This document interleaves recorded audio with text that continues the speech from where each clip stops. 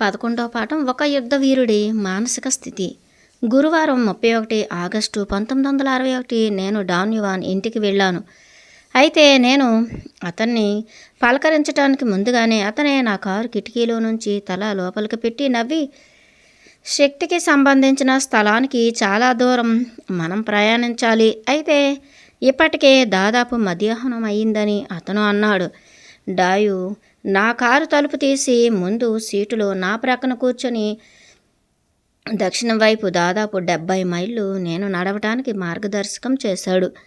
తర్వాత మేము తూర్పు వైపు మట్టి రోడ్డు వైపు తిరిగి మేము కొండలకు సంబంధించిన వాలుకు చేరుకునేదాకా ఆ దారిని అనుసరించాము. డాన్ యువాన్ ఎంచిన రోడ్డు ప్రక్కనున్న లోతుగా ఉన్న ప్రాంతంలో నా కారుని పార్కు చేశాను, ఎందుకంటే వారు కారు కనబడకుండా ఉండటానికి ఆ లోతు సరిపోతుంది. అక్కడ నుండి చాలా పెద్ద చదునుగా నిర్మానుష్యమైన ప్రదేశం దాటుకుని సరాసరి చిన్న కొండలపైకి వెళ్ళాము. చీకటి పడగానే పడుకోవటానికి డాన్ యువాన్ ఒక స్థలాన్ని ఎంచాడు. పూర్తి నిశ్శబ్దంగా ఉండాలని డాన్ అన్నాడు. ఆ తర్వాత రోజు మేము మితముగా తిని తూర్పు దిశగా ప్రయాణాన్ని కొనసాగించాము. అక్కడ పచ్చదనం ఇంకా ఎంత మాత్రమూ ఎడారి పొదలతో లేదు, కానీ గాఢమైన ఆకుపచ్చని పర్వత పొదలు మరియు చెట్టుతో ఉంది.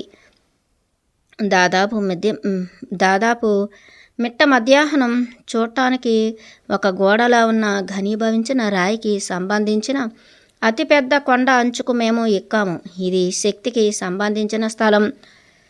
ఒక్క క్షణం విరామం తర్వాత డాయ్ అన్నాడు, చాలా ఏళ్ల క్రితం ఎక్కడైతే యుద్ధవీరులు పూడ్చబడ్డారో అది ఇదే స్థలం. ఆ మరుక్షణం సరాసరి మాపైన ఒక కాకి కావు కావని అరుస్తూ ఎగిరింది. స్థిరమైన చూపుతో డాన్ యువాన్ దాని ఎగరటాన్ని అనుసరించాడు.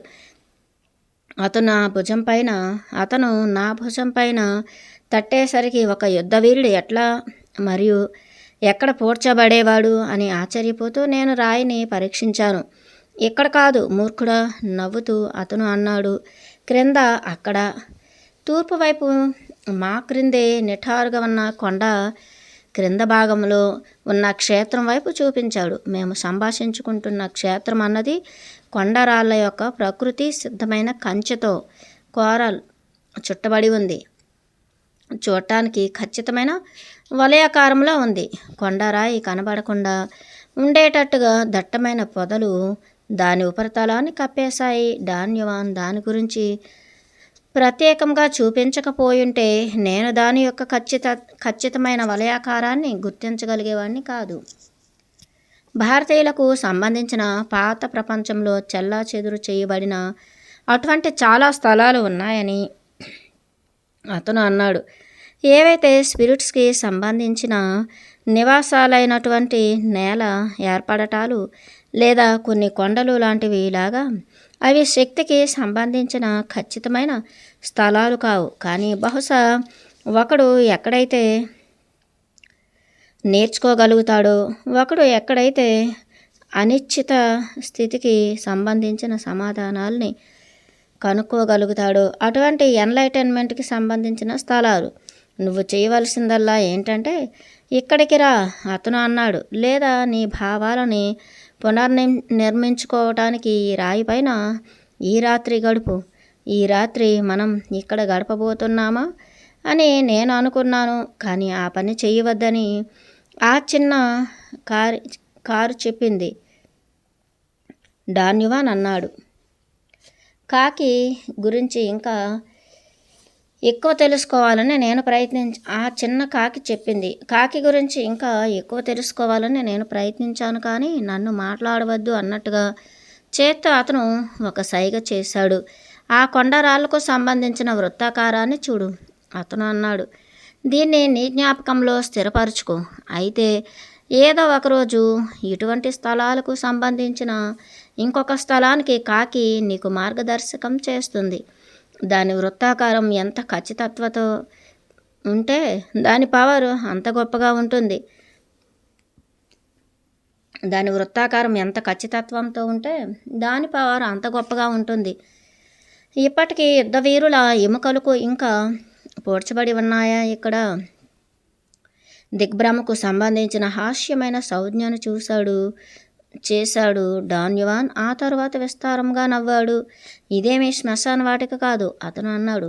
ఇక్కడ ఎవరిని పోడ్చలేదు. నేను అన్నది ఒకప్పుడు యుద్ధవీరుడు ఇక్కడ పోడ్చబడ్డాడని. నేను చెప్పిన దాని అర్థం ఏంటంటే, ఒక రాత్రంతా లేదా 2 రోజులు లేదా వాళ్లకు ఎంత సమయం కావాలంటే అంత సమయం వాళ్ళని వాళ్ళు పోడ్చుకోవటానికి ఇక్కడికి వస్తూ ఉండేవారు.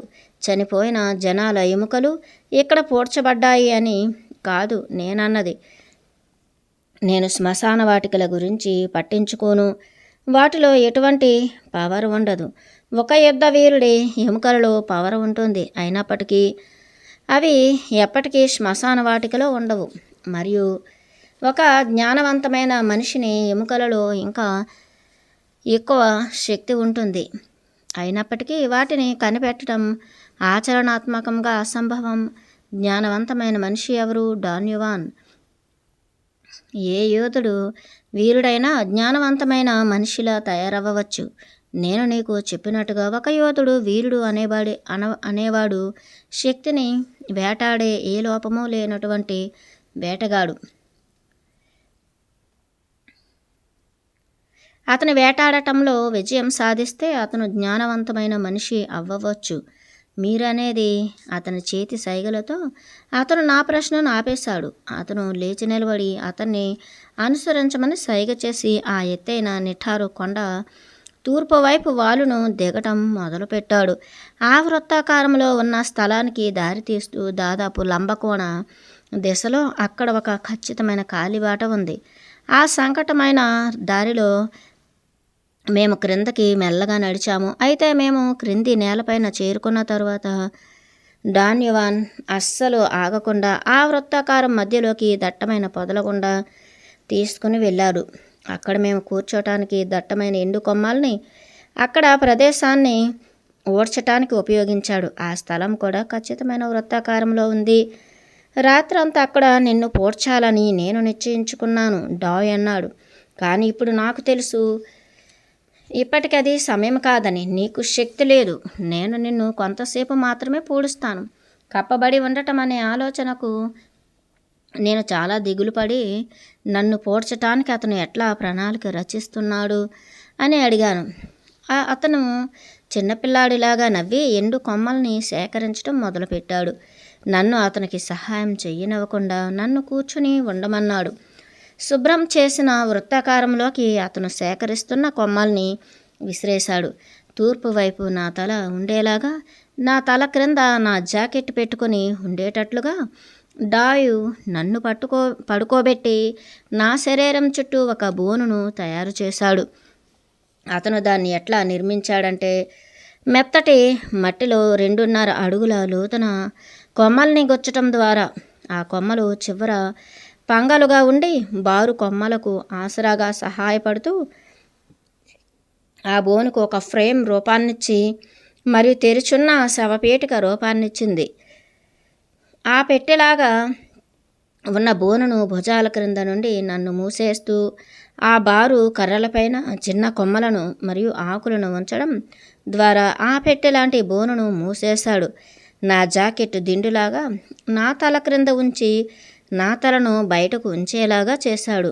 తర్వాత డాయ్ మందమైన ఎండు చెక్క ముక్క తీసుకొని త్రవ్వే కర్రలాగా దాన్ని ఉపయోగిస్తూ నా చుట్టూ ఉన్న మట్టిని వదులు చేసి దాంతో ఆ బోనును కప్పాడు.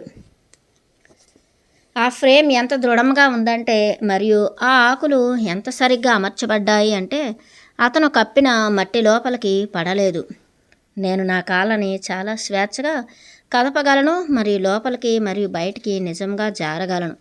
మామూలుగా ఒక యోధుడు ఒక బోనును నిర్మించుకుని దానిలోకి జారిపోయి ఆ బోనును లోపల నుండి మూసేసి వేసుకుంటాడు అని డాన్యువాన్ చెప్పాడు. మరి జంతువుల సంగతి ఏంటి? నేను అడిగాను. పైన ఉపరితలం పైన కప్పిన మట్టిని లాగేసి ఆ బోనులోకి తొంగి చూసి మనిషిని గాయపరుస్తుందా? లేదు, యోధుడు దాని గురించి విచారించడు. అది నీకు వ్యాకులత, ఎందుకంటే నీకు శక్తి లేదు. ఒక యోధుడు ఇంకొక వైపు అతని యొక్క దృఢమైన ప్రయోజనంతో మార్గదర్శకం చేయబడతాడు మరియు దేని నుండైనా తప్పించుకుంటాడు. ఏ ఎలుక లేదా పాము లేదా పర్వత సింహం అతన్ని పట్టించుకోదు. దేని గురించి వాళ్ళని వాళ్ళు పూడ్చుకుంటారు. డాన్యువాన్ శక్తి గురించి మరియు ఎన్లైటన్మెంట్ గురించి, శాంతి మరియు సంతృప్తికి సంబంధించిన చాలా ఆహ్లాదకరమైన భావనని అనుభవించాను నేను. ఆ క్షణంలో ప్రపంచం చూడటానికి శాంతంగా ఉంది. ఆ నిశ్శబ్దం అన్నది దివ్యమైనదిగా ఉంది మరియు అదే సమయంలో ధైర్యం లేదా విశ్వాసం కోల్పోయేట్టుగా ఉంది. అటువంటి రకమైన నిశ్శబ్దానికి నేను అలవాటు పడిలేను. నేను మాట్లాడటానికి ప్రయత్నించాను కానీ డాయ్ నన్ను ఆపేశాడు. కొంతసేపటి తర్వాత ఆ స్థలానికి సంబంధించిన ప్రశాంతత నా మూడ్ని ప్రభావితం చేసింది. నేను నా జీవితం గురించి మరియు నా వ్యక్తిగత చరిత్ర గురించి ఆలోచించటం మొదలుపెట్టాను. అయితే బాధ మరియు పశ్చాత్తాపానికి సంబంధించిన అలవాటైన భావనను అనుభవించాను. నేను అక్కడ ఉండటానికి అర్హుడిని కాదు అని, ఎందుకంటే అతని ప్రపంచం బలమైనది మరియు అందమైనది. అయితే నేను బలహీనమైన వాడినని మరియు నా స్పిరిట్ అనేది నా జీవితానికి సంబంధించిన పరిస్థితుల ద్వారా వక్రీకరించబడిందని డాయ్తో చెప్పాను. అతను నవ్వి, నేను ఆ రకంగా మాట్లాడుతుంటే మట్టితో నా తలను కప్పేసే ప్రమాదం ఉంది అన్నాడు. నేను ఒక మనిషిని అని అతను అన్నాడు. అయితే ఎటువంటి మనిషిలాగానే ఏదైతే ఒక మనిషి అదృష్టమో ఆ ప్రతి ఒక్కదానికి నేను అర్హుణ్ణి. సంతోషము, బాధ, దుఃఖము మరియు కష్టపడటం అయితే ఒకడి చర్యలకు సంబంధించిన స్వభావం అన్నది ఒకడు ఒక యోధుడిలా ప్రవర్తించినంతకాలం ముఖ్యం కానిది. దాదాపుగా గుసగుసలాడుతూ ఉన్నట్టుగా డాయు గొంతును తగ్గించి, నా స్పిరిట్ వక్రీకరించబడిందని నేను నిజంగా భావిస్తే అతను అన్నాడు, నేను దాన్ని మామూలుగా సరిచెయ్యాలి, దాన్ని ప్రక్షాళన చేయాలి, దాన్ని లోపం లేనిదిగా చేయాలి. ఎందుకంటే మన మొత్తం జీవితంలో ఎంతో విలువైన ఇంకా ఎటువంటి పని లేదు. స్పిరిట్ని సరిచేయకపోవటం అనేది చావును అన్వేషించటం. అయితే అది ఏమీ లేని దాన్ని అన్వేషించటంతో సమానం. ఎందుకంటే చావు అన్నది దేనితోనూ సంబంధం లేకుండా మనల్ని అధిగమించబోతోంది. అతను సుదీర్ఘమైన విరామాన్ని ఇచ్చి తర్వాత దృఢ నిశ్చయంతో అన్నాడు, యోధుడి స్పిరిట్కి సంబంధించిన పరిపూర్ణతను అన్వేషించటం మాత్రమే మన మనుష్యుల స్వభావానికి సంబంధించిన విలువైన పని. డాయు మాటలు ఉత్ప్రేరకంగా పనిచేశాయి. భరించరాని మరియు ప్రతిబంధకమైన భారములాగా నా పూర్వపు చర్యల భారాన్ని నేను భావించాను. నాకు ఎటువంటి నమ్మకం లేదని నేను ఒప్పుకున్నాను. నా జీవితం గురించి మాట్లాడుతూ నేను ఏడవటం మొదలుపెట్టాను. నేను ఎప్పుడైతే ఒంటరితనం మరియు నిస్సహాయతను గ్రహించానో అలాంటి ప్రత్యేకమైన సందర్భంలో తప్పితే నేను సుదీర్ఘకాలం తిరుగుతూ ఉన్నాను. ఎందుకంటే నొప్పి మరియు బాధపడటానికి నేను విచక్షణ జ్ఞానం లేకుండా కఠినంగా తయారు అయ్యాను. డాయ్ ఏమీ చెప్పలేదు. అతను నా భుజాన్ని పట్టుకుని బోను బయటికి లాగాడు. అతను నన్ను వదిలిన తర్వాత నేను లేచి కూర్చున్నాను. అతను కూడా క్రింద కూర్చున్నాడు. మా ఇద్దరి మధ్య అనుకూల నిశ్శబ్దం ఏర్పడింది. నన్ను నేను నిందించుకోవటానికి డాయ్ నాకు సమయాన్నిస్తున్నాడని అనుకున్నాను. నేను నా నోట్బుక్ని తీసుకుని అధైర్య స్థితిలో మనస్సును ఎక్కడో పెట్టుకుని పిచ్చిగా ఏదో వ్రాసాను. గాలి దయపైన ఆధారపడిన ఆకులాగా నువ్వు భావించట్లేదు. నా వైపు తదేకంగా చూస్తూ చివరికి అతను అన్నాడు, ఖచ్చితంగా అదే దారిలో నేను భావిస్తున్నాను. నాతో భావాలను పంచుకోవాలని అనుకుంటున్నాడు డాయ్. చూడటానికి నా మానసిక స్థితి అతనికి ఒక పాటను గుర్తు తెచ్చిందని చెప్పి చిన్న గొంతుతో అతను పాడటం మొదలుపెట్టాడు. అతను పాడుతున్న గొంతు చాలా మనోహరంగా ఉంది. అయితే ఆ సాహిత్యం నన్ను ఎక్కడికో తీసుకువెళ్ళిపోయాయి. నేను ఎక్కడైతే పుట్టానో ఆ ఆకాశం నుండి నేను చాలా దూరంలో ఉన్నాను. లోతైన గత వ్యామోహాలు నా ఆలోచనల్ని ముట్టడి చేసేశాయి.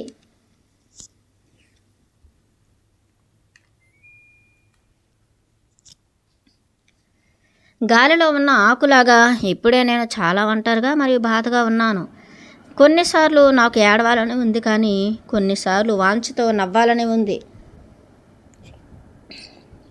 క్యూలెజోస్ ఇస్టాయ్ డెల్సీల్ డోంటే హీ నేసిడో ఇన్మెన్షా నాస్టాల్జియా ఇన్వేడ్ మీ పెన్నామిన్నెంటో అహోరా క్యూ ఇషాయ్ తాన్ సోలో వై త్రిస్తే కూయల్ హోజ అల్ వెయింటో సూసిరా లోరార్ క్యూసిరా రేయర్ డిసెంటిమెంటో. చాలాసేపు మేమిద్దరం మాట్లాడుకోలేదు. చివరికి డాయ్ నిశ్శబ్దాన్ని ఛేదించాడు. నువ్వు పుట్టినరోజు నుండి ఏదో ఒక దారిలో ఎవరో ఒకరు ఏదో ఒకటి చేస్తున్నారు నీకు, అతను అన్నాడు. అది నిజం, నేను అన్నాను. అయితే వాళ్ళు నీ ఇష్టానికి వ్యతిరేకంగా ఏదో ఒకటి చేస్తూనే ఉన్నారు. నిజం. అయితే ఇప్పటికీ గాలిపై ఆధారపడి ఆకులాగా నువ్వు నిస్సహాయుడిలా అయ్యావు. అది నిజం. అదే దారిలో జరిగింది. నా జీవితానికి సంబంధించిన పరిస్థితులు అన్నవి కొన్నిసార్లు సర్వనాశనం చేసేవాటిగా ఉన్నాయి. అతను శ్రద్ధగా విన్నాడు. అయితే అతను ఊరికే ఒప్పుకుంటున్నట్టుగా ఉన్నాడా లేదా నిజంగానే పట్టించుకుంటున్నాడా అని నేను గుర్తించలేకపోయా. ఎప్పటిదాకా అంటే అతను నవ్వును దాచటానికి ప్రయత్నించటాన్ని నేను గ్రహించే వరకు. నీ గురించి నువ్వు ఎంత జాలి పడటాన్ని ఇష్టపడతావు అన్నది విషయం కాదు, నిన్ను నువ్వు మార్చుకోవాలి. మృదువైన స్వరంతో అతను అన్నాడు. యోధుడు యొక్క జీవితంలో అది సమన్వయం కలిగి ఉండదు. డాయు నవ్వి మళ్ళీ పాట పాడాడు. కానీ కొన్ని పదాలకు సంబంధించిన శృతిని మార్చి. పర్యవసానం ఏంటి అంటే హాస్యాస్పదమైన విషాదం. ఆ పాట నాకు నచ్చటానికి కారణం ఏంటంటే నా జీవితంలో ప్రతి దాంట్లోనూ విషాదాన్ని మరియు లోపాన్ని వెతకటం మినహా నేను చేసిందేమీ లేదు అని డాయ్ ఎత్తి చూపాడు. నేను అతనితో ఒప్పుకోలేకపోయాను. డాన్యువాన్ అన్నది నిజం. అయినప్పటికీ గాలిపై ఆధారపడిన ఆకుల ఉండటానికి సంబంధించిన నా భావాన్ని సమర్థించుకునేందుకు సరిపడా కారణం ఉందని నేను నమ్మాను. ఈ ప్రపంచంలో క్లిష్టమైన విషయం ఏంటంటే ఒక యోధుడి యొక్క మూడ్ని ఊహించటం. డాయు అన్నాడు. ఎవరో ఒకరు ఎప్పుడు మనకు ఏదో ఒకటి చేస్తున్నారని నమ్ముతూ బాధగా ఉండి మరియు ఫిర్యాదు చేస్తూ మరి అట్లా ఉన్నందుకు సమర్థించుకోవటం వలన ఎటువంటి ఉపయోగం లేదు. ఎవరూ కూడా ఎవరికి ఏది చేయటం లేదు. చాలా తక్కువగా ఒక యోధుడికి. నాతో నువ్వు ఇక్కడ ఉన్నావు ఎందుకంటే నువ్వు ఇక్కడ ఉండాలని అనుకున్నావు కాబట్టి. ఇప్పటికీ నువ్వు పూర్తి బాధ్యతను తీసుకోవాలి కనుక గాలి యొక్క దయపైన ఆధారపడి ఉన్నావు అన్న ఆలోచన అంగీకరించవలసింది కాదు.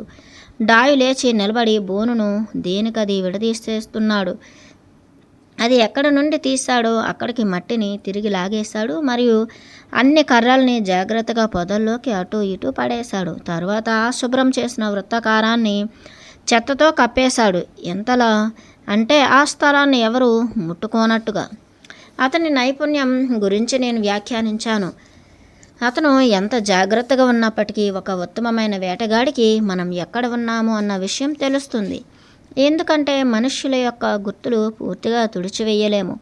డాయ్ బారిసిపెట్టు వేసుకుని కూర్చొని నన్ను పూడ్చిన స్థలానికి అభిముఖముగా ఎంత హాయిగా అయితే అంత హాయిగా కూర్చుని మరియు నా బాధకు సంబంధించిన మూడ్ చెదిరిపోయే వరకు కదలకుండా అక్కడే ఉండమన్నాడు. శక్తిని కనుక్కోవడానికి ఒక యోధుడు అతను పూడ్చుకుంటాడు కానీ స్వీయ జాలితో ఏడవడు. డాయు అన్నాడు. నేను విచారించడానికి ప్రయత్నించాను. అయితే అతని తలతో అసహనమైన డాయ్ నన్ను వివరించకుండా ఆపాడు. అతను నన్ను తొందరగా బోనులో నుండి బయటికి లాగాడు ఎందుకంటే నా మూడ్ దుర్భరంగా ఉందని మరియు ఆ స్థలం నా సౌమ్యతను తప్పుగా ఎంచి గాయపరిచి ఉండేదని అతను భయపడ్డాడని డాయ్ అన్నాడు. స్వీయ జాలి శక్తితో సమన్వయం కలిగి ఉండదు. అతను అన్నాడు. ఒక యోధుడికి సంబంధించిన మూడు అతనికి నియంత్రణని అడుగుతుంది. మరి అదే సమయంలో అది అతను త్యజించమని అడుగుతుంది. అదెట్లా కుదురుతుంది? నేను అడిగాను. ఒకే సమయంలో అతను నియంత్రించుకుని మరి అతను త్యజించుకోవటం అతను ఎట్లా చేస్తాడు? అదొక క్లిష్టమైన టెక్నిక్. డాన్యువాన్ అన్నాడు. చూడటానికి డాయ్ మాట్లాడాలా వద్దా అని జాగ్రత్తగా ఆలోచిస్తున్నాడు. 2 సార్లు దాదాపుగా మాట్లాడే అంచుల దాకా వచ్చాడు కానీ అతను పరీక్షించుకుని నవ్వాడు. ఇప్పటికి నువ్వు నీ యొక్క దుఃఖాన్ని వదిలిలేవు, డాయ్ అన్నాడు. ఇప్పటికి నువ్వు బలహీనంగా ఉన్నావని అనుకుంటున్నావు. అయితే యోధుడి యొక్క మూడ్ గురించి మాట్లాడుకోవాల్సిన అవసరం ఇప్పుడు లేదు. పూర్తి నిశ్శబ్దంలో దాదాపుగా 1 గంట గడిచింది. డాయ్ నాకు నేర్పిన కనటం టెక్నిక్ని నేర్చుకోవటంలో నేను విజయం సాధించానా అని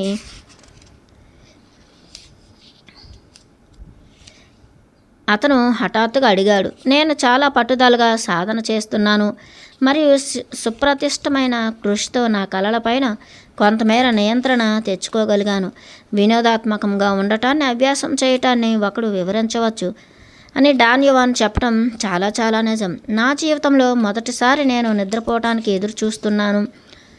నా పురోగతి గురించి నేను వివరణాత్మకమైన నివేదిక ఇచ్చాను. వాటి వైపు చూడమని నన్ను నేను ఆజ్ఞాపించుకోవటం నేర్చుకున్న తర్వాత నా చేతుల యొక్క దృశ్యాన్ని కొనసాగించటం నేర్చుకోవటం అన్నది నాకు చాలా సులభమైంది. నా దృష్టి దర్శనాలు ఎల్లప్పుడూ నా సొంత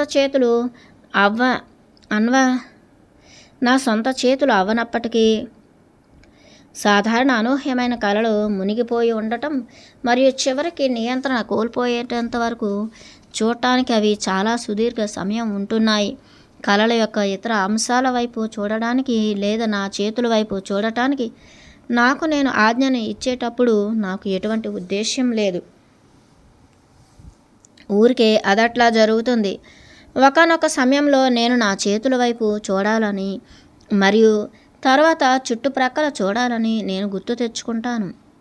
అయితే అస్సలు నేను చేస్తున్నాను అని జ్ఞప్తికి తెచ్చుకోలేకపోయిన రాత్రులు ఉన్నాయి. చూడటానికి అతను సంతృప్తి చెందినట్లు ఉన్నాడు. నా దృష్టి దర్శనాలలో సాధారణంగా నేను ఎటువంటి అంశాలను కనుక్కుంటున్నానని డాయు తెలుసుకోవాలనుకున్నాడు. ప్రత్యేకంగా దేని గురించి నేను ఆలోచించలేకపోయాను. అయితే ఆ ముందు రోజు రాత్రి నాకు కలిగిన భయంకరమైన పీడకల గురించి వివరించటం మొదలుపెట్టాను. చాలా ఎక్కువ భావాత్మకంగా తీసుకోకు, నీరసంగా డాన్ యువాన్ అన్నాడు. నా కళలు సంబంధించిన అన్ని వివరాలని నేను రికార్డు చేసుకున్నానని నేను అతనితో చెప్పాను. నేను నా చేతుల్ని చూడటం సాధన చేయటం మొదలుపెట్టిన దగ్గర నుండి నా కళలు చాలా బలవంత పెట్టేట్టుగా తయారయ్యాయి మరియు అతి చిన్న వివరాలని నేను గుర్తుపెట్టుకునే స్థాయి వరకు జ్ఞప్తికి తెచ్చుకోవటం యొక్క నా మానసిక దారుఢ్యం పెరిగింది. వాటిని అనుసరించడం అన్నది సమయాన్ని వృధా చేసుకోవటమని, ఎందుకంటే వివరాలు మరియు నవనీతలు అన్నవి ఏ దారిలోనూ ముఖ్యమైనవి కాదు అని అతను అన్నాడు. కలకనటాన్ని ఏర్పరచటం మొదలుపెట్టిన వెంటనే సాధారణ కళలు చాలా నవనీతంగా ఉంటాయి అతను అన్నాడు. నవనీతకి మరియు స్పష్టత అన్నది బలీమైన అడ్డంకి. మరి నా జీవితంలో నాకు తారసపడిన ఎవరికన్నా కూడా నీకు అధ్వాన్నమైన ఉన్మాదం ఉంది. నువ్వు ఏది కావాలంటే అది ప్రతి ఒక్కటి వ్రాసుకోవచ్చు. న్యాయంగా నేను చేస్తున్నది తగినది అని నేను నమ్మాను. నా కళల యొక్క ఖచ్చితమైన రికార్డును ఉంచుకోవటం అన్నది నేను పడుకున్నప్పుడు నాకు కలిగిన దృష్టి దర్శనాలకు సంబంధించిన స్వభావం గురించిన అంచెలంచెల స్పష్టతను నాకు ఇస్తోంది. వదిలేయి ఆవశ్యకముగా అతను అన్నాడు. అది ఏ రకంగానూ ఉపయోగపడటం లేదు. నువ్వు చేస్తున్నదల్లా ఏంటంటే ఏదైతే శక్తి మరియు నియంత్రణ ఆ కళ కనటం యొక్క ఉద్దేశ్యం నుండి నిన్ను నువ్వు అవతలికి తీసుకుని వెళ్ళిపోతున్నావు. అతను క్రింద పడుకొని టోపీతో అతని కళ్ళను మూసుకుని నా వైపు చూడకుండా మాట్లాడుతున్నాడు. నువ్వు సాధన చేయాల్సిన అన్ని టెక్నిక్స్ గురించి నేను నీకు మళ్ళీ చెప్పబోతున్నాను అతను అన్నాడు. మొదట నువ్వు స్టార్టింగ్ పాయింట్ లాగా నీ చేతుల పైన నీ తదేకమైన చూపును ఫోకస్ చేయాలి. తర్వాత నీ తదేకమైన చూపును ఇతర అంశాల వైపుకు మార్చి వాటి వైపు క్లుప్తమైన చూపులు చూడాలి. నువ్వు ఎన్ని వస్తువుల వైపు ఫోకస్ చేయగలవో అన్నింటిపై నీ తదేకమైన చూపును ఫోకస్ చేయి. గుర్తుపెట్టుకో, నువ్వు సంక్షిప్తంగా మాత్రమే చూస్తే దృశ్యం మారదు. తర్వాత తిరిగి నీ చేతుల దగ్గరికి వెళ్ళు. నువ్వు నీ చేతుల వైపు చూసిన ప్రతిసారి కలకనటంకి కావలసిన శక్తిని నువ్వు పునరుద్ధరిస్తావు. కనుక మొదట్లో చాలా ఎక్కువ వస్తువుల వైపు చూడకు. ప్రతిసారి 4 వస్తువులు సరిపోతాయి. తరువాత నువ్వు ఎంతకాలం కావాలంటే అంత కవర్ చేసేంత వరకు నీ పరిధిని విస్తరించవచ్చు. కానీ ఎప్పుడైతే దృశ్యాలు మారటం మొదలు పెడతాయో, నువ్వు వాటిపైన నియంత్రణ కోల్పోతున్న భావన కలుగుతున్నప్పుడు తిరిగి నీ చేతుల వైపు వెళ్ళు. ఎప్పుడైతే వస్తువుల వైపు నిరవధికంగా లేదా అనిర్దిష్టంగా తదేకంగా చూడగలుగుతున్నావని భావిస్తాడో నువ్వు కొత్త టెక్నిక్కి సిద్ధంగా ఉన్నట్టు. ఇప్పుడు ఈ కొత్త టెక్నిక్ని నేను నీకు నేర్పబోతున్నాను, కానీ నువ్వు ఎప్పుడైతే సిద్ధంగా ఉంటావో అప్పుడు మాత్రమే దాన్ని నువ్వు ఉపయోగిస్తావు అనుకుంటున్నాను. దాదాపుగా ఒక 15 నిమిషాలు అతను నిశ్శబ్దంగా ఉన్నాడు. చివరికి తను లేచి కూర్చుని నా వైపు చూశాడు. కలకనటాన్ని సిద్ధం చేయటంలో తర్వాత దశ ఏంటంటే ప్రయాణించటం నేర్చుకోవటం. అతను అన్నాడు, నీ చేతుల వైపు చూడటాన్ని నువ్వు ఎట్లా అయితే నేర్చుకున్నావో అదే దారిలో వివిధ ప్రదేశాలకు వెళ్ళటానికి కదలటాన్ని నిన్ను నువ్వు సంకల్పించుకోవాలి. మొదట నువ్వు వెళ్ళాలి అనుకున్న స్థలాన్ని ఏర్పరచుకోవాలి. చాలా బాగా తెలిపిన కేంద్రాన్ని ఎంచుకో. బహుశా నీ పాఠశాల లేదా ఒక పార్కు లేదా ఒక స్నేహితుడి ఇల్లు.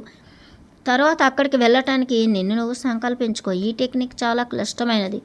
నువ్వు 2 పనులు చేయాలి. నిర్దిష్టమైన ప్రదేశానికి వెళ్ళటానికి నిన్ను నువ్వు సంకల్పించుకోవాలి. తర్వాత నువ్వు ఆ టెక్నిక్లో నైపుణ్యం సంపాదించిన తర్వాత నీ ప్రయాణానికి సంబంధించిన ఖచ్చితమైన సమయాన్ని నియంత్రించుకోవటాన్ని నువ్వు నేర్చుకోవాలి. నేను అతను చెప్పిన ప్రకటనలు వ్రాసేసరికి నేను నిజంగా వెర్రివాణ్ణి అన్న భావన కలిగింది. వాటిని అనుసరించడానికి నన్ను నేను ముందుకు తోసుకువెళ్తూ ఉన్నట్టుగా వాస్తవానికి నేను ఆ పిచ్చి సూచనల్ని వ్రాసుకుంటున్నాను. పశ్చాత్తాపము మరియు ఇబ్బందికి సూచనల్ని వ్రాసుకుంటున్నాను. ఇబ్బందికి సంబంధించిన తరంగాన్ని అనుభవించాను. మీరు నాకు ఏం చేస్తున్నారు డాన్ యువాన్? నిజంగా నేను అడిగాను. చూడటానికి అతను ఆశ్చర్యపోయినట్టుగా ఉన్నాడు. ఒక క్షణం డాయ్ నా వైపు తీక్షణంగా చూసి తర్వాత నవ్వాడు. మాటి మాటికి ఇదే ప్రశ్నను నువ్వు అడుగుతూనే ఉన్నావు. నేను నిన్ను ఏమీ చేయటం లేదు. నీ అంతట నువ్వే నిన్ను శక్తికి అందుబాటులో ఉంచుకుంటున్నావు. నువ్వు దాన్ని వేటాడుతున్నావు. అయితే నేను నీకు మార్గదర్శకం చేస్తున్నాను. డాయు తలను ఒక ప్రక్కకి వంచి నన్ను అధ్యయనం చేశాడు. ఒక చేత్తో నా గడ్డాన్ని పట్టుకొని ఇంకొక చేత్తో నా తల వెనుక భాగాన్ని పట్టుకొని అతను నా తలను ముందుకు వెనక్కి కదిపాడు. నా మెడ కండరాలు చాలా బిగుతుగా అయ్యాయి మరియు నా తలను కదపటం అన్నది ఒత్తిడిని తగ్గించింది. డాన్ యువాన్ ఒక్క క్షణం ఆకాశాన్ని చూశాడు. అయితే చూడటానికి అందులో దేన్నో పరీక్షిస్తున్నట్లుగా ఉన్నాడు. మనం వెళ్ళిపోయే సమయం అయ్యింది. డాయ్ అసహనంగా అని పైకి లేచాడు. 2 కొండల మధ్యనున్న లోయలో చిన్న చెట్ల యొక్క సవరిత భాగానికి వచ్చేదాకా మేము తూర్పు దిక్కుకి నడిచాము. అప్పుడు దాదాపు సాయంత్రం 5 గంటలు అయ్యింది. ఆ రాత్రంతా గడపొచ్చు అని డాయ్ మామూలుగా అన్నాడు. చెట్లను చూపించిన అక్కడ చుట్టుప్రక్కల నీళ్లు ఉన్నాయని చెప్పాడు అతను. డాయ్ శరీరాన్ని బిగపెట్టి ఒక జంతువులాగా గాలిలో వాసన చూడటం మొదలుపెట్టాడు. వేగంగా అతని ముక్కు ద్వారా గాలిని లోపలికి పీల్చుకొని వదిలేటప్పుడు చాలా వేగంగా చిన్న ఆకస్మిక ఉద్రేకాలలో అతని పొట్ట కండరాలు సంకోచించటాన్ని నేను చూడగలిగాను. నా అంతట నేను నీళ్లు ఎక్కడ ఉన్నాయో తెలుసుకోవటానికి నన్ను కూడా అదే దారిలో చేయమని అతను కోరాడు. నేను అయిష్టంగానే అతన్ని అనుకరించడానికి ప్రయత్నించాను. వేగంగా ఒక 5-6 సార్లు ఊపిరి పీల్చిన తర్వాత నా తల దిమ్ముగా అయింది. కానీ నా ముక్కు రంధ్రాలు ఎంత అద్భుతమైన దారిలో తెరుచుకున్నాయంటే నదీ ప్రవాహాల యొక్క వాసనను వాస్తవంగా నేను గుర్తించగలిగాను. అయితే అవి ఎక్కడ ఉన్నాయో నేను చెప్పలేకపోయాను. కొన్ని నిమిషాలు నన్ను విశ్రమించమని చెప్పి ఆ తర్వాత మళ్ళీ నేను వాసన చూసేలా చేశాడు డాన్ యువాన్. 2వ రౌండ్ ఇంకా తీవ్రంగా ఉంది. నా కుడివైపు నుండి వస్తున్న నది విల్లు యొక్క తిమ్మెరను వాస్తవంగా నేను పోల్చగలిగాను. మేము ఆ దిశగా నడిచి 1/4 మైలు అవతల పారక నిలిచి ఉన్న నీటితో ఉన్న చిత్తడి నేల వంటి స్పాట్ని కనుక్కున్నాము. దాని చుట్టూ ఉన్న కొంచెం ఎత్తైన చదునైన మంచు భూమి వైపు మేము నడిచాము. పైన మరియు ఆ మంచ భూమి చుట్టూ దట్టమైన పొదలున్నాయి. పర్వత సింహాలు మరియు ఇతర చిన్న పిల్లులు ఈ ప్రదేశంలో తిరుగుతున్నాయి. చాలా మామూలుగా ఏదో అతను సాధారణంగా పరిశీలించే స్థలంలాగా డాన్ యువాన్ అన్నాడు. నేను అతనున్న వైపు పరిగెత్తాను. అయితే డాన్ పెద్దగా నవ్వాడు. మామూలుగా అస్సలు నేనిక్కడికి రాను అతను అన్నాడు. కానీ కాకి ఈ దిశను చూపించింది. దానికి సంబంధించిన ఏదో ప్రత్యేకత ఉండి ఉండాలి. నిజంగా మనం ఇక్కడ ఉండాలా డాన్యువాన్? మనం ఉండాలి, లేదంటే నేను ఈ స్థలాన్ని దూరం పెట్టేవాడిని. నేను చాలా ఆందోళనగా అయ్యాను. అతను చెప్పేదాన్ని చాలా శ్రద్ధగా వినమని డాయ్ నాకు చెప్పాడు. ఈ స్థలంలో ఒకడు చేయగలిగే ఒకే ఒకటి ఏంటంటే సింహాల్ని వేటాడటం, డాయ్ అన్నాడు. కనుక అదెట్లా చెయ్యాలో నేను నీకు నేర్పించబోతున్నాను. నీటి గుంటల చుట్టుప్రక్కల నివసించే నీటి ఎలుకల కోసం బోనును తయారు చేయటానికి ప్రత్యేకమైన దారి ఉంది. అవి ఎరలా ఉపయోగపడతాయి. ముక్కలైపోయి చాలా పదునైన ముళ్ళు లాంటి చీలలు ఆ బోను ప్రక్కలంతా ఉంచాలి. బోనును అమర్చినప్పుడు ఆ చీలలు లోపల దాగి ఆ బోను పైన ఏదైనా పడేదాకా అది ఎటువంటి ప్రభావాన్ని చూపదు. అయితే అటువంటి సందర్భంలో దాని ప్రక్కలు ముక్కలైపోయి ఆ ఉచ్చులో ఏదైతే చిక్కుకుంటుందో దానిలోకి చొచ్చుకుపోతాయి ఆ చీలలు. డాయ్ అన్నది నేను అర్థం చేసుకోలేకపోయాను. కానీ అతను నేలపైన బొమ్మ గీసి బోనుకున్న ప్రక్క కర్రల్ని చట్రం పైన ఇరుసులాంటి పల్లపు కేంద్రాలపైన ఉంచితే దానిపై భాగాన్ని ఏదైనా తీస్తే ఆ బోను దాని రెండు వైపులా కుప్పకూలుతుంది అని నాకు చూపించాడు. ఏవైతే ఆ చట్రం చుట్టూతా ఉంచి దానికి అమర్చి ఉంచుతారో ఆ చీలలు గట్టి చేక యొక్క పేడుల్ని సూదిగా చెక్కాలి. మామూలుగా కర్రలకు సంబంధించిన వలపైన రాళ్ల యొక్క అత్యంత బరువును ఉంచుతారు. అది బోనుతో కలిసి ఉండి దానిపైన వేలాడుతూ ఉంటుంది అని డాన్యువాన్ అన్నాడు. నీటి ఎలుకల ఎరతో ఉంచిన ఉచ్చుపైకి పర్వతసింహం రాగానే సాధారణంగా అది దాని యొక్క బలాన్నంతా ఉపయోగించి దాన్ని గీరటం ద్వారా విరగ్గొడదామని ప్రయత్నిస్తుంది. అప్పుడు సూది దృఢమైన చెక్క పేడులు దాని కాళ్ళలోకి వెళ్ళిపోతాయి. అయితే ఆ పిల్లి ఆవేశంలో దానిపైన రాళ్ళు కుప్ప పడేట్టుగా పైకి ఎగురుతుంది. ఏదో ఒకరోజు బహుశా నువ్వు పర్వత సింహాన్ని పట్టుకునే అవసరం రావచ్చు అతను అన్నాడు. వాటికి ప్రత్యేక పవర్స్ ఉంటాయి. అవి అత్యంత భయంకరమైన చురుకుగా ఉంటాయి. అయితే వాటిని పట్టుకునే ఒకే ఒక్క దారి ఏంటంటే వాటిని ఎలుకల ఎరతో మరియు నది నాచు విల్లోస్ యొక్క వాసనతో వాటిని పూల్చేయటం. నమ్మశక్యం కాని వేగము మరియు నైపుణ్యంతో డాయ్ ఉచ్చును సమీకరించాడు. అయితే సుదీర్ఘమైన ఎదురు చూపు తర్వాత అతను 3 బొద్దుగా ఉన్న ఉడతల్లాంటి ఎలుకల్ని పట్టుకున్నాడు. చిత్తడి నేల అంచు నుండి నాచు విల్లోల్ని చేతి నిండా తీసుకుని తర్వాత వాటితో నా బట్టల్ని రుద్దుకునేటట్టుగా చేశాడు. డాయ్ కూడా అదే పని చేశాడు. తర్వాత త్వరగా మరియు నైపుణ్యంగా రెల్లు నుండి 2 సాధారణ మోసుకు వెళ్ళే వలలను అల్లి చిత్తడి నేల నుండి మట్టి మరియు ఆకుపచ్చని మొక్కల యొక్క మట్టి ముద్దను తోడి ఎక్కడైతే అతను కనిపించకుండా దాక్కుంటాడో ఆ మంచభూమి దగ్గరకి తిరిగి తీసుకుని వెళ్ళాడు. ఆ సమయంలో ఉడతల్లాంటి ఎలుకలు చాలా పెద్దగా కీచుమంటూ అరవటం మొదలుపెట్టాయి. డాయ్ దాక్కున్న స్థలం నుండి అతను నాతో మాట్లాడాడు. ఇంకొక మోసుకుని వెళ్ళి వలను ఉపయోగించి మొక్కలు మరి మట్టి యొక్క సరైన భాగాల్ని సేకరించి తర్వాత ఎక్కడైతే ఎలుకలు ఉన్నాయో ఆ ఉచ్చుకి దగ్గరున్న చెట్టు యొక్క క్రింది కొమ్మల్ని ఎక్కమని నాతో చెప్పాడు. అతను ఆ సింహాన్ని లేదా ఎలుకల్ని బాధించడం ఇష్టం లేదని, కనుక ఆ సింహం ఆ ఉచ్చు దగ్గరికి రాగానే అతను ఆ బురదని సింహం వైపు విసిరబోతున్నాడని డాన్యువాన్ చెప్పాడు. నేను చాలా జాగరూకతతో ఉండి దాన్ని అవతలకు వెళ్ళేలా భయపెట్టడానికి అతని తరువాత నా కట్టతో ఆ సింహాన్ని కొట్టాలని అతను నాతో చెప్పాడు. నేను ఆ చెట్టుపై నుండి పడకుండా చాలా జాగ్రత్తగా ఉండాలని అతను సిఫార్సు చేశాను. నేను కదలకుండా నిశ్చలంగా ఉండి కొమ్మలతో కలిసిపోవాలన్నది అతని చివరి సూచనలు. డాన్యువాన్ ఎక్కడ ఉన్నాడో నేను చూడలేకపోయాను. ఎలుకలు కీచుకీచుమనే అరుపులు చాలా పెద్దగా తయారయ్యాయి. అయితే చివరికి అక్కడ అంతా చీకటయి ఆ భూభాగం యొక్క సాధారణ లక్షణాలను కూడా చాలా కష్టంగా పోల్చుకోగలిగాను. హఠాత్తుగా మరియు దగ్గరగా మెత్తని అడుగుల శబ్దం మరియు పిల్లి లాంటి నిశ్వాసం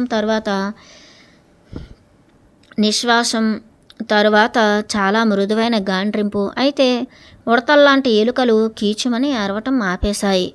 అప్పటికే వెంటనే నేను ఉన్న చెట్టు క్రిందే జంతువు యొక్క నల్లని ముద్ద ఆకారం అది పర్వత సింహమని నేను నిర్ధారించుకునేలోపు అది ఉచ్చు పైకి దూకింది. కానీ అది ఉచ్చును చేరుకునేలోపు ఏదో దాన్ని కొట్టింది. అయితే అది వెనుకకి ముడుచుకుంది. నేను డాన్యువాన్ చేయమని చెప్పినట్టుగా ఆ కట్టను విసిరాను. నేను గురి తప్పాను. అయితే అది చాలా పెద్ద శబ్దాన్ని చేసింది. ఆ క్షణంలో డాన్యువాన్ నా వెన్నుమొకలో నుండి వణుకు పుట్టేటట్టుగా చొచ్చుకుపోయేటటువంటి అరుపులను క్రమంగా అరిచాడు. అయితే ఆ సింహం అసాధారణ చురుకుదనంతో మంచభూమి వైపు దూకి మాయమైపోయింది. డాన్యువాన్ కొంతసేపు చొచ్చుకుపోయే శబ్దాలను చేస్తూనే ఉన్నాడు. ఆ తర్వాత చెట్టుపై నుండి దిగి ఉడతలున్న బోనును తీసుకుని మంచభూమి దాకా పరుగెత్తి అంత వేగంగా అతను ఉన్న దగ్గరికి చేరుకోమన్నాడు. నమ్మదగిన స్వల్పకాలంలో నేను డాన్యువాన్ ప్రక్కనే నిలబడి ఉన్నాను. ఎలుకల్ని బోనులో నుండి స్వేచ్ఛగా వదలటానికి బోనును తొలగించేటప్పుడు ఆ సింహాన్ని అవతలికి ఉంచటానికి ఎంత వీలైతే అంత దగ్గరగా అతను అరచిన అరుపును అలాగే అరవటాన్ని అనుకరించమని డాయ్ నాకు చెప్పాడు. నేను అరవటం మొదలుపెట్టాను, కానీ అదే ప్రభావాన్ని చూపలేకపోయాను. నా గొంతు ఉత్తేజం వల్ల కఠినంగా ఉంది. నన్ను నేను త్యజించి నిజమైన భావనతో అరవాలని, ఎందుకంటే సింహం ఇంకా చుట్టుప్రక్కలే ఉందని డాయ్ అన్నాడు. హఠాత్తుగా ఆ పరిస్థితిని పూర్తిగా గ్రహించాను. సింహం అన్నది నిజం. నేను అత్యద్భుతమైన చొచ్చుకుపోయే అరుపుల్ని అరిచాను. డాన్యువాన్ పగలబడి నవ్వాడు. నన్ను ఇంకొంచెం సేపు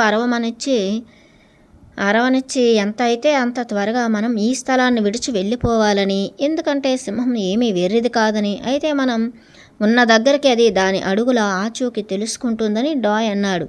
అది మనల్ని ఖచ్చితంగా అనుసరిస్తుంది, డాయ్ అన్నాడు. మనం ఎంత జాగ్రత్తగా ఉన్నప్పటికీ అది అంత పట్టింపు కాదు. మనం అమెరికన్ రహదారంతా విశాలంగా ఆ నడక దారిని విడిచిపెట్టాలి. నేను డాన్యువాన్కి చాలా దగ్గరగా నడిచాను. సమయానికి అతను ఒక క్షణం ఆగి వింటున్నాడు. ఒకానొక సమయంలో చీకట్లో అతను పరిగెత్తడం మొదలుపెట్టాడు. అయితే కొమ్మల నుండి నన్ను నేను రక్షించుకోవటానికి చేతుల్ని ముందుకు చాచి నేను డాయ్ అనుసరించాను. ఇంతకుముందు మేము ఉన్న ఒడిదుడుకులుగా ఉన్న నెట్రము యొక్క అడుగుకు చివరికి మేము చేరుకున్నాం. సింహం చేత మనం దెబ్బతినకుండా ఆ నెట్రము పైకి ఎక్కటంలో మనం విజయం సాధిస్తే మనం క్షేమంగా ఉన్నట్టు అని డాన్యువాన్ అన్నాడు. నాకు దారి చూపించటానికి అతను మొదట పైకి వెళ్ళాడు. చీకట్లో మేము పైకి ఎక్కటం మొదలుపెట్టాము. ఎట్లాగో నాకు తెలియదు, కానీ అతి ఖచ్చితమైన అడుగులతో నేను అతన్ని అనుసరించాను. మేము ఆ పైకి దగ్గరలో ఉండగా విచిత్రమైన జంతువు అరుపును నేను విన్నాను. అది కొంచెం ఎక్కువసేపు మరియు కఠినత తప్పితే ఆ శబ్దం దాదాపుగా ఆవు అంబా అని అరిచినట్టుగా ఉంది. పైకి డాన్యువాన్ అరిచాడు. పూర్తి చీకట్లో డాన్యువాన్ కంటే ముందు పైకి పాకాను. ఆ నిఠారు కొండపైన చదునుగా ఉన్న స్థలానికి డాయ్ చేరుకునేసరికి నేను అప్పటికే అక్కడ కూర్చుని ఊపిరి తీసుకుంటున్నాను. అతను నేలపైన దొర్లుతున్నాడు. అతను కూడా చాలా ఎక్కువ శ్రమించి ఉంటాడు అని ఒక్క క్షణం అనిపించింది. కానీ నా యొక్క వేగవంతమైన ఎక్కటానికి అతను నవ్వుతున్నాడు. మేము కొన్ని గంటలు పూర్తి నిశ్శబ్దంలో కూర్చుని ఉండి ఆ తర్వాత నా కార్ దగ్గరికి తిరిగి బయలుదేరాము. ఆదివారం 3వ తారీఖు సెప్టెంబరు 1961. నేను లేచేసరికి డాన్యువాన్ ఇంట్లో లేడు. నేను నా నోట్స్ పైన పనిచేసి అతను వచ్చేలోపు ఆ చుట్టుప్రక్కలున్న పొదలలో నుండి వంట చెరకు తెచ్చే సమయం నాకు ఉంది. డాన్ ఇంట్లోకి వచ్చేసరికి నేను తింటున్నాను. మధ్యాహ్నం తినటానికి సంబంధించిన అతను పిలిచే నా నిత్యకృత్యానికి అతను నవ్వాడు. నా శాండ్విచ్కి డాయ్ సహాయం చేశాడు. పర్వత సింహంతో జరిగిన విషయం నన్ను తికమక పెడుతోంది అని నేను అతనితో చెప్పాను. పునర్విమర్శ చేస్తే అదంతా కూడా వాస్తవంగా కనబడింది. అదెట్లా ఉందంటే ప్రతి ఒక్కటి కూడా నా ప్రయోజనం కోసం ప్రదర్శించబడినట్టు ఉంది. ఆ సంఘటనలు ఎంత వేగంగా జరిగాయంటే భయపడటానికి వాస్తవంగా నాకు అస్సలు సమయమే లేదు. నేను యాక్ట్ చేయటానికి మాత్రమే సరిపడా సమయం ఉంది, కానీ నా పరిస్థితులపై ఆలోచించే సమయం లేదు. నేను నా నోట్స్ రాస్తుంటే వాస్తవంగా నేను సింహాన్ని చూశానా అనే ప్రశ్న మొదలైంది నా మైండ్లో. ఆ ఎండు కొమ్మన జ్ఞాపకంలో ఇంకా తాజాగానే ఉంది. అది పర్వత సింహమే విధాయకంగా డాన్యువాన్ అన్నాడు. నిజంగా మాంసం మరియు నెత్తురు కలిగి ఉన్న జంతువాది నేను అడిగాను.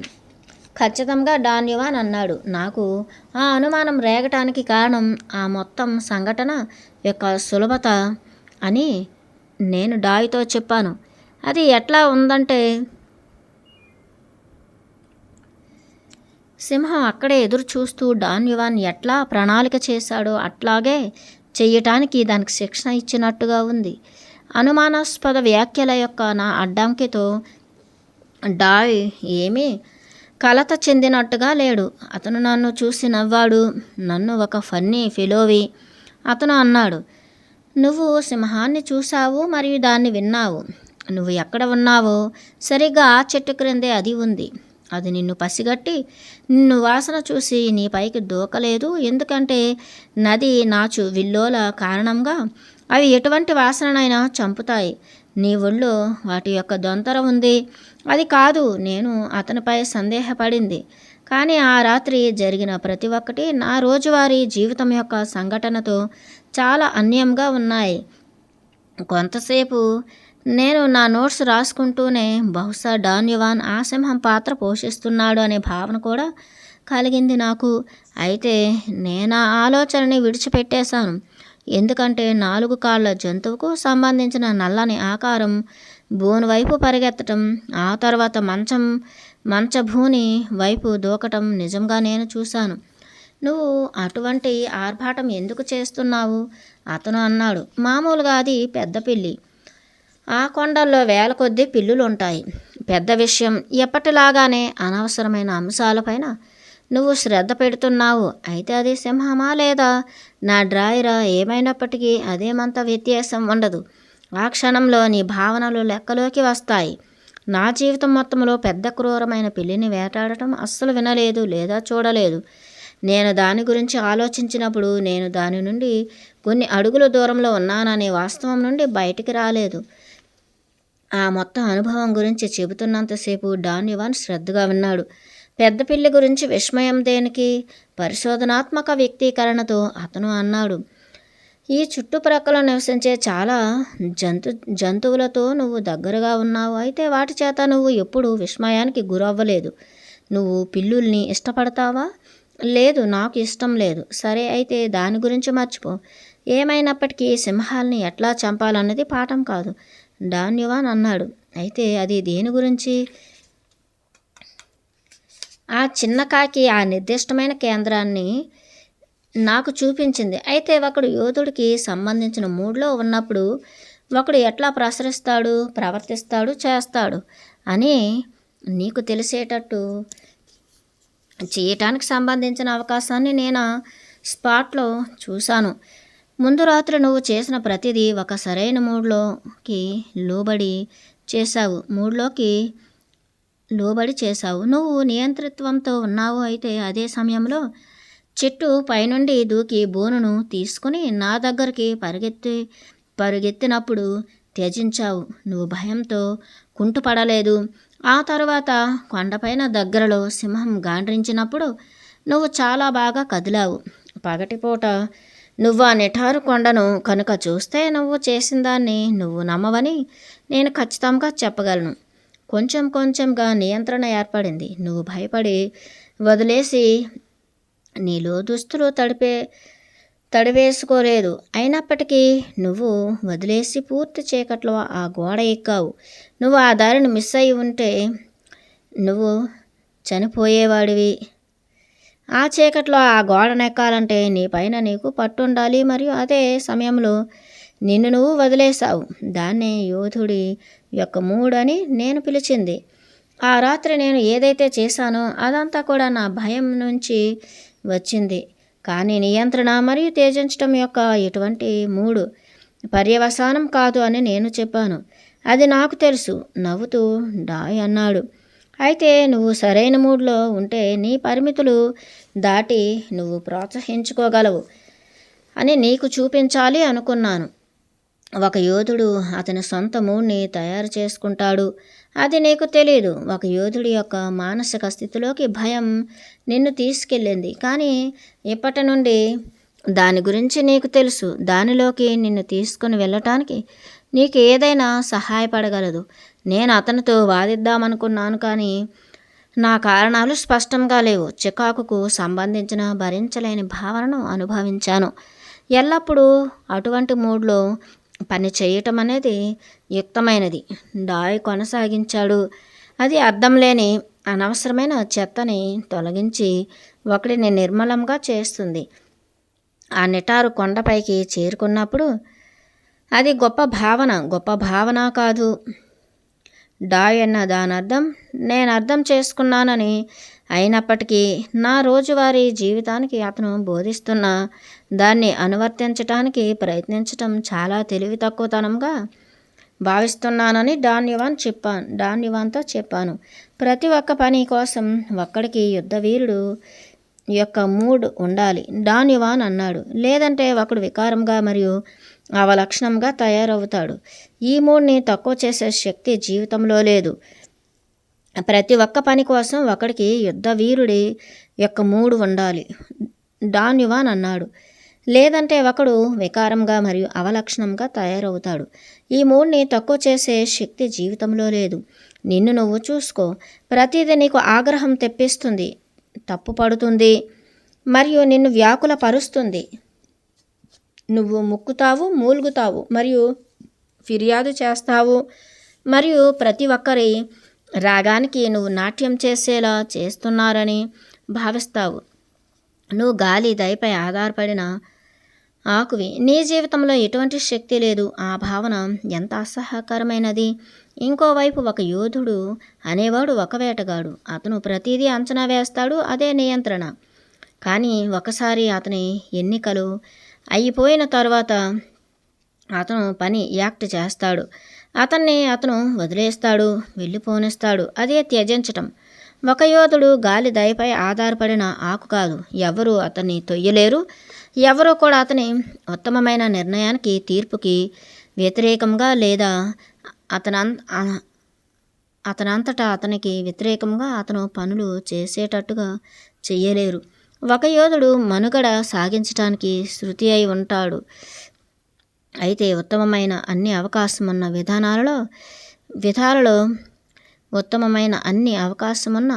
విధాలలో అతను మనుగడ సాగిస్తాడు. అవాస్తవంగా ఉంది అని నేను భావించినప్పటికీ డాన్ యువాన్ వైఖరి నాకు నచ్చింది. నేను నివసించిన క్లిష్టమైన ప్రపంచంకి అది చాలా సాధారణంగా ఉంది చూడటానికి.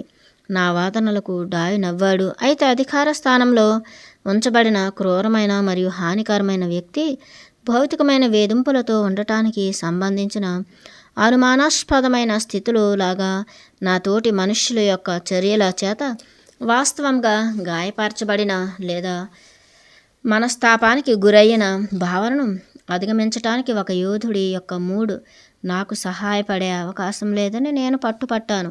డాన్ యువాన్ పెద్దగా పగలబడి నవ్వి, ఆ ఉదాహరణ అన్నది సందర్భోచితంగానే ఉందని ఒప్పుకున్నాడు. ఒక యోధుడు దెబ్బతింటాడు లేదా గాయపరచబడతాడు, కానీ మనస్తాపానికి గురికాడు అతను అన్నాడు. ఒక యోధుడికి ఎంతవరకు అయితే అంతవరకు సరైన మూడ్కి లోబడి అతను పనిచేస్తున్నంతకాలం అతని సహచరులకు సంబంధించిన పనులు ఏవి కూడా కోపం కలిగించి అసహ్యం పట్టించవు. ఆ రాత్రి నువ్వు సింహం చేత మనస్తాపానికి గురవ్వలేదు లేదా అసహ్యపడి కోపం తెచ్చుకోలేదు. అది మనల్ని వెంటాడిందన్న వాస్తవం నీకు కోపం తెప్పించలేదు. నువ్వు దాన్ని శపించటం నేను వినలేదు. అలాగే దానికి మనల్ని అనుసరించే హక్కు లేదు అని నువ్వు చెప్పటం కూడా నేను వినలేదు. నీకు తెలిసినంతవరకు అది క్రూరమైన మరియు హానికరమైన సింహం. కానీ దాన్ని తప్పించుకోవటానికి నువ్వు పోరాడినప్పుడు దాన్ని నువ్వు పరిగణించలేదు. అది క్రూరమైనది మరియు హానికరమైనదని. యుక్తమైన ఒకే ఒక్క విషయం ఏంటంటే బ్రతికుండాలని. అది నువ్వు చాలా బాగా చేశావు. నువ్వు ఒక్కడవే ఉండుండి సింహం నిన్ను పట్టుకొని చీల్చి నిన్ను చంపితే దాని యొక్క చేష్టల చేత మనస్తాపానికి గురయ్యి లేదా ఫిర్యాదు చేయటానికి ఎప్పటికీ నువ్వు పరిగణించేవాడివి కాదు. ఒక యోధుడి మూడ్ అన్నది నీ కోసం లేదా ఇంకెవ్వరూ ప్రపంచం కోసం అంత నమ్మశక్యం కానిదిగా ఉండదు. అన్ని రకాల వ్యర్థ ప్రేలాపాల నుండి దూరం అవటం కోసం నీకది అవసరం. నా వాదనను నా దారిలో నేను వివరించాను. సింహం మరియు సహచరులు సమాన స్థాయిలో ఉండరు, ఎందుకంటే మనుష్యులకు సంబంధించిన వ్యక్తిగతమైన యుక్తులు నాకు తెలుసు. అయితే సింహం గురించి నాకు ఏమీ తెలియదు. నా సహచరుల గురించి నాకు అసహ్యం పుట్టించి మనస్తాపానికి గురి చేసింది ఏంటంటే, తెలిసేటట్టుగా మరియు అసహ్యం పుట్టించేట్టుగా వాళ్ళు పనులు చేస్తారు. నాకు తెలుసు సహనంతో డాన్ యువాన్ అన్నాడు. ఒక యోధుడి యొక్క మూడ్ని సాధించటం అన్నది సాధారణ విషయం కాదు, అదొక విప్లవం. సింహం మరియు నీటి ఎలుకలు మరియు మన సహచరుల్ని సమానంగా పరిగణించటం అన్నది మన సహచరుల్ని సమానంగా పరిగణించడం అన్నది యోధుడి స్పిరిట్కి సంబంధించిన అద్భుతమైన క్రియ. అది చేయటానికి శక్తి అవసరమవుతుంది.